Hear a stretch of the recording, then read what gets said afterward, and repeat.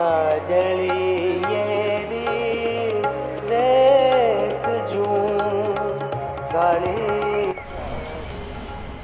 काळी काळी काजळी येरी रेख जूं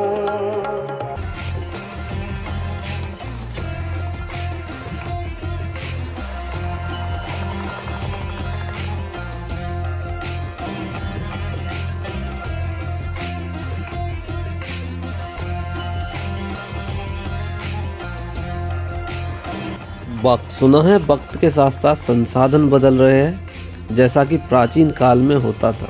समय बदल रहा है, समय के साथ साथ नए नए उपकरणों का आविष्कार हुआ है तथा इमारतों को बनाने के तरीके बदल रहे हैं। लगता है नूतन चीज़ों को अपनाने के चक्कर में हम लोग कुछ पीछे छोड़ चुके हैं, चाहे वो हमारी संस्कृति हो या विरासत हो या हमारे सांस्कृतिक या ऐतिहासिक धरोहर ही क्यों ना हो। जी हाँ, मैं बात कर रहा हूँ इंदरगढ़ किले की, जो किसी समय अपनी लोकप्रियता के लिए जाना जाता था। देखते ही देखते यह किला अब वीरान हो चुका है, जहाँ पर अकेले जाने पर भी डर का आभास होता है। किले के मुख्य गेट पर ही क्षेत्रपाल बाबा की प्रतिमा थी, जो इंदरगढ़ फोर्ट में मौजूद है, और लगभग राजस्थान के सभी दुर्गों में क्षेत्रपाल बाबा की प्रतिमा दरवाजे पर ही मिल जाती है, जिसे किले का व कस्बे का रक्षक माना जाता है।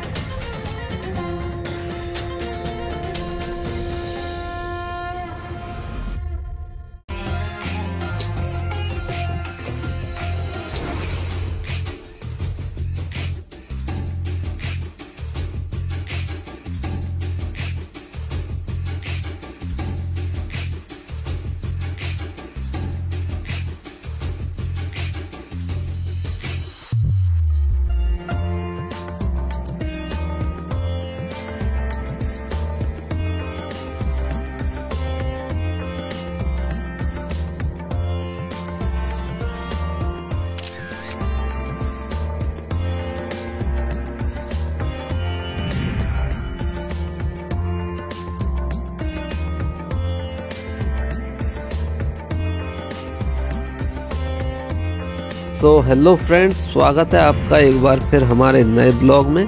और आज हम आपको लेकर आए हैं हाड़ौती अंचल में स्थित बूंदी जिले की ऐतिहासिक व धार्मिक नगरी इंदरगढ़ में, जहां पर मौजूद है एक ऐसा किला जो अपनी लोकप्रियता के लिए प्रसिद्ध था। जी हाँ, मैं बात कर रहा हूँ इंदरगढ़ किले की। इंदरगढ़ का किला लगभग 17वीं शताब्दी में बनवाया गया है।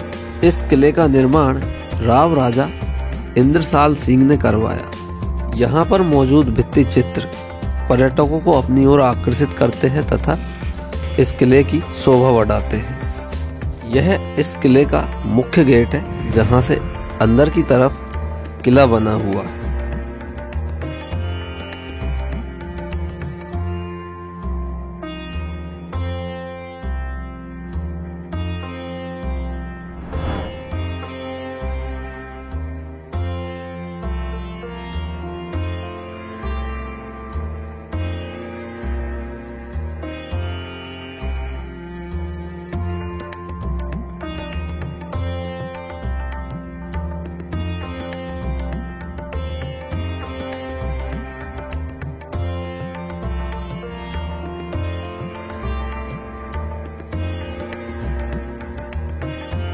इस किले को थोड़ा अद्भुत इसलिए कहा जाता है क्योंकि यहाँ पर इस पोल के ऊपर कुछ झरोखे बने हुए हैं, जो झरोखे दरवाजे के ऊपर व साइड दोनों तरफ में है।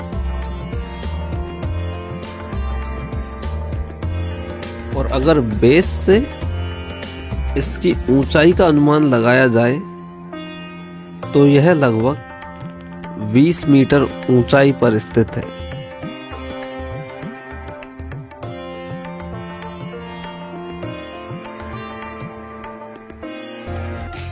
ये लीजिए, अब आ गए जी हम मुख्य प्रांगण में, जिसे सभागार कहा जाता है।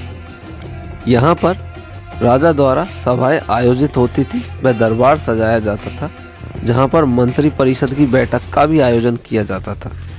और यहीं पर कुछ महल बने हुए हैं जहाँ पर महिलाएं व पुरुषों को बैठाया जाता था, जिनकी व्यवस्था अलग अलग की गई थी। और यहीं पर मंत्रियों को आमंत्रित किया जाता था। इसको आप एक बार देख लीजिए।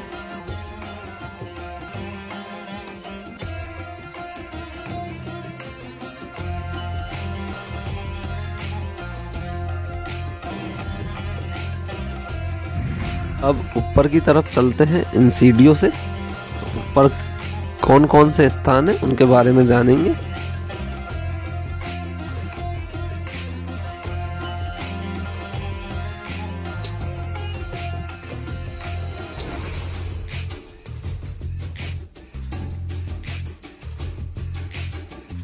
राजा द्वारा इस किले को किसी खास मकसद से ही बनाया गया था, चाहे वो रहने के लिए बनाया गया हो, मगर प्रकृति को कुछ और ही मंजूर था।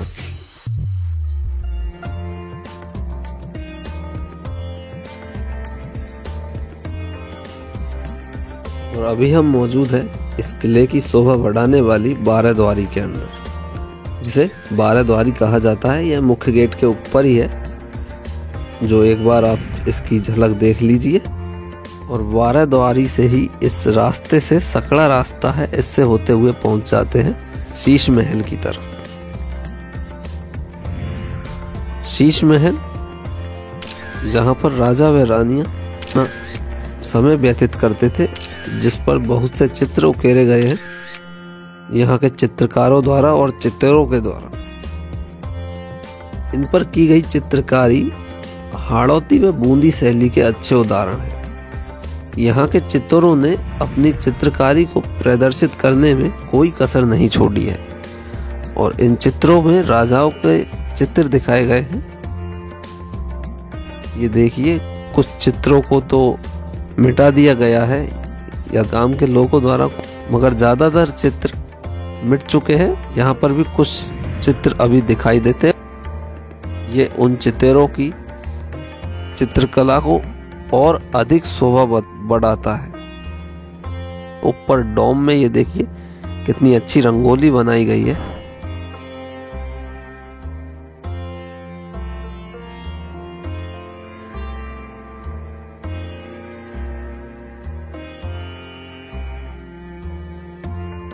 यहाँ पर 2 शीश महल है, एक का गुंबद धसा हुआ है और एक का गुंबद उभरा हुआ है। यहाँ पर भी चित्रकारी देखने को मिलती है, बस एक काम इनको भिन्न बनाता है, वो ये कि इसके गुंबद में कांच की चित्रकारी की गई है।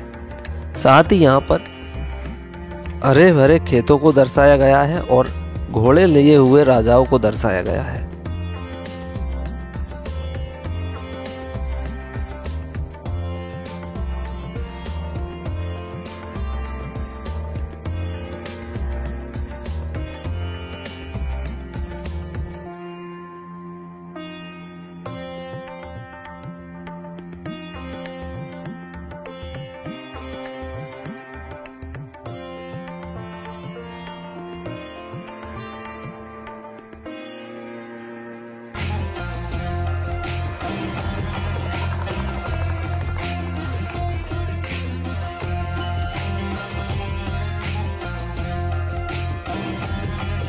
और अभी हम मौजूद है चित्रशाला में, जहाँ पर राजा व उनके वंशजों व राजकोष के दरबारियों के चित्र बने हुए थे।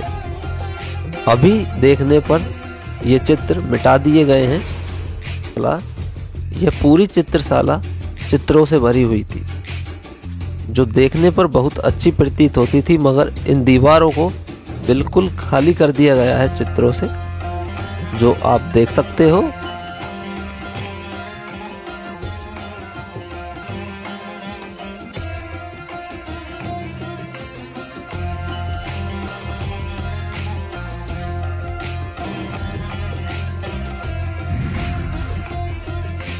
दिन प्रतिदिन देखरेख के अभाव में यह काल के गर्त में समाता जा रहा है। अभी वीरान पड़ा हुआ यह किला किसी समय में अपनी विशाल उन्नति के लिए प्रसिद्ध था, मगर कमियां रही तो उनकी जिन्होंने इस किले की महत्ता को नहीं समझा।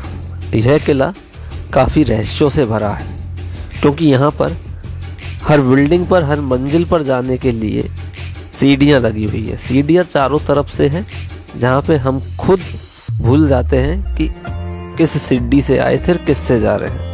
सीढ़ियों की भूल भुलैया के लिए यह किला जाना जाता है।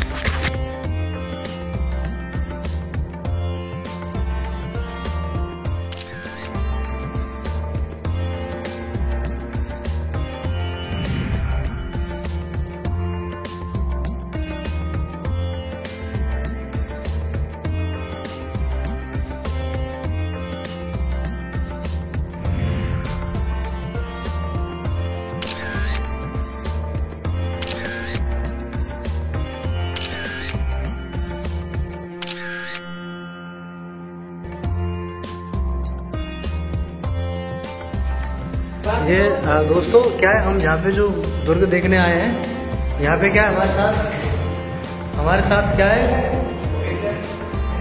एक हिप्पोपोटेमस भी आ गया है। ये दोनों देख सकते, यहाँ पर ये देखिए, ये देखिए, ये इंद्रगढ़ शहर है, इसका व्यू देख लीजिए आप। उससे पहले मैं आपको बता दूं, हम एक छतरी पर खड़े हुए जिसकी नक्काशी आप देखिए। ये तो संभल के आना, क्योंकि यहाँ पे सब कुछ टूटा हुआ है।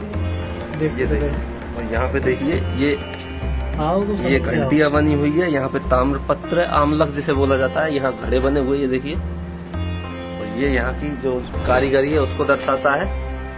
और जो मुख्य बात है इस दुर्ग की, वो ये है कि यहाँ पर भगवान गणेश की एक मूर्ति बनाई हुई है, ये देखिए। और कभी भी यहाँ आओ तो संभल कर ही आइएगा, क्योंकि यहाँ पर टूटा हुआ है ज्यादातर हिस्सा, तो इसको देखे तो कभी सही तरीका से। और एक जो अच्छी चीज यहाँ पर आपको दिखाते हैं हम, ये देखिए, ये